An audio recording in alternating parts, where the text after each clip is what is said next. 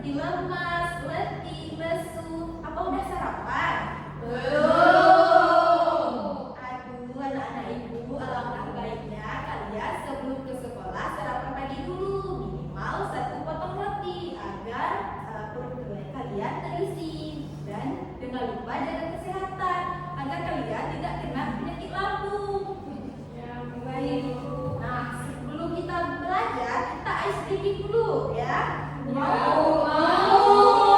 Oke, nah peraturannya itu seperti ini ya anak-anak. Ketika ibu bilang berdiri, kalian bangun.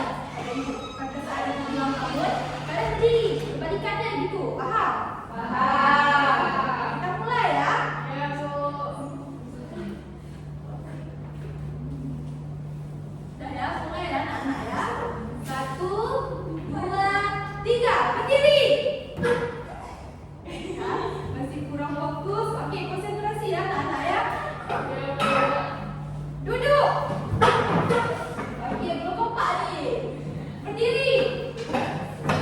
Ayo, lebih semangat lagi. Duduk. Duduk. Anak-anak, duduk. Ingat peraturan. Kalau ibu bilang duduk, kalian berdiri. Oke. Ibu bilang duduk. Berdiri. Oh ya, ulang ya. Harus fokus ya, harus fokus.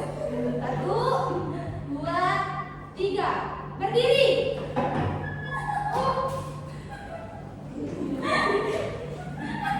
Satu, dua, tiga, duduk. Oke, tampaknya kalian udah semangat nih untuk belajar hari ini. Langsung aja ya kita belajar. Boleh duduk aja. Nah, mengingat waktu sudah hampir habis, jadi ada yang bisa menyimpulkan pembelajaran kita hari ini? Saya Bu, silakan ya.